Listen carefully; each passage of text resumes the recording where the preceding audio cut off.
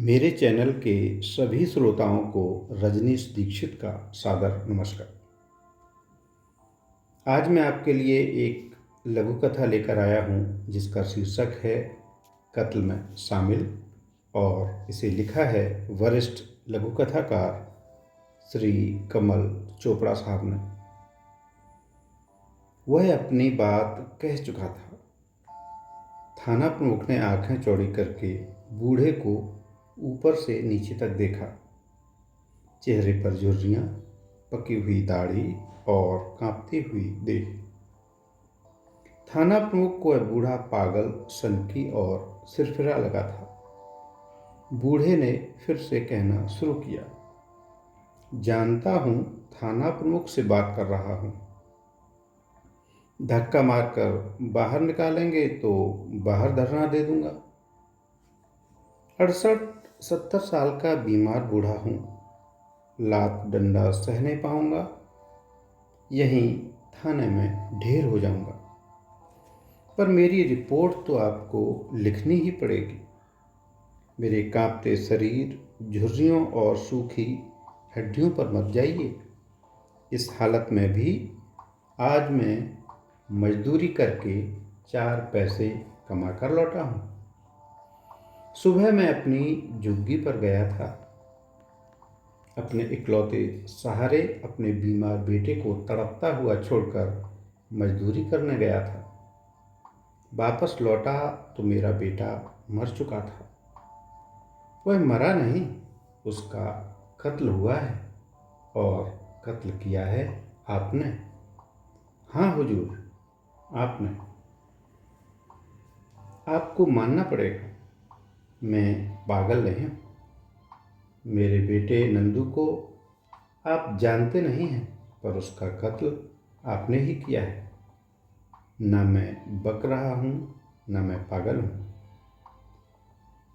इनके कत्ल के लिए आपको पैसा मिलता रहा है, हफ्ता बल्कि हिस्सा।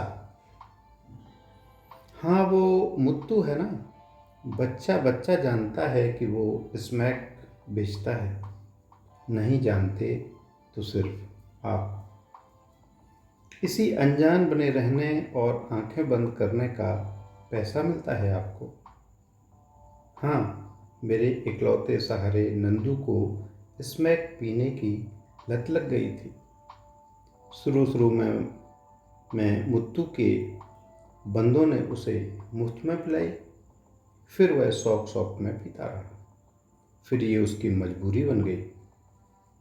पहले वह सारा दिन काम करता, शाम को मुत्तू से पुड़िया ले आता और पीकर पड़ा रहता। 100 बार मैंने नंदू को नशा मुक्ति केंद्र में दाखिल करवाया था। वहाँ से वह ठीक भी होकर आ गया था, पर यहाँ के माहौल ने फिर से खींच लिया उसे, और अब तो महीने से वह काम पर भी नहीं जा पा रहा था। डॉक्टरों ने जवाब दे दिया था। नशा टूटते ही वह तड़पने लगता था। उसका अंग अंग दर्द करने लगता। दर्द से वह तड़पड़ाता। उसे लगता वह किसी चट्टान के नीचे दबा पड़ा है। उसके प्राण अब निकले कि तब। उसका वो रोना तड़पना मुझसे देखा नहीं जाता था, और मैं खुद मजदूरी पर जाता, 4 पैसे कमा कर लाता। मुत्तू से पुड़िया खरीदता और उसे पिलाता। बाप होके अपने बेटे को खुद स्मैक पिलाता। क्या करता, मुझसे उसकी हालत देखी नहीं जाती थी। आज भी मैं हड्डी तोड़ मजदूरी करके लौटा और वापस आया तो ठीक है, मुत्तू ने कत्ल किया, पर आप भी शामिल थे मौत के उस व्यापार में। पसीना पोंछ लीजिए हुजूर, गुस्सा मत कीजिए। मुत्तू को पकड़कर बंद करने की बजाय आप उसकी मदद करते रहे। आप भी कातिल हैं। गुजारिश है कि आप मेरी रिपोर्ट लिख लें। थाना प्रमुख के बुलाने पर एक खाकी वर्दी आकर उनके बिल्कुल पास खड़ी हो गई। थाना प्रमुख कुछ देर खाकी वर्दी के कान में फुसफुसाता रहा। फुसफुसाहट के बावजूद बूढ़ा सब समझ रहा था। अपनी रुलाई पर वह काबू न रख सका। रोते रोते बोला, आप कुछ भी कर सकते हैं।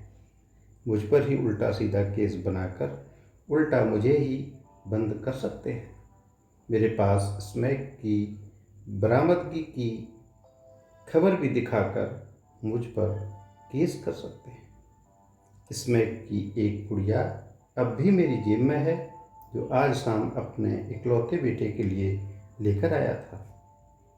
मुत्तू से पैसे लेकर सुबह होने से पहले आप मेरे बेटे का दाह संस्कार कराकर मामला रफा दफा करने की कोशिश कर सकते हैं, लेकिन अब यह सब आप इतनी आसानी से नहीं कर पाएंगे।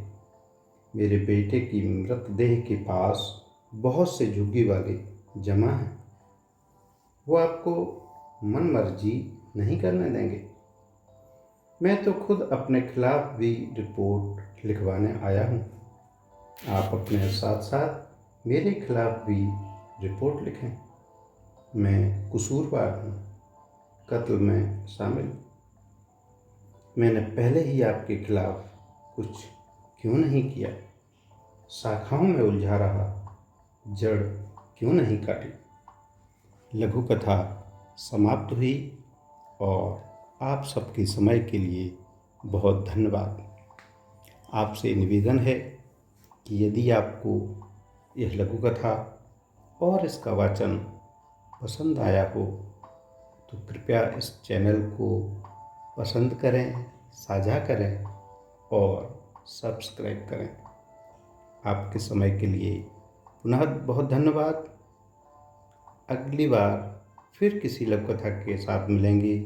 तब तक के लिए नमस्कार।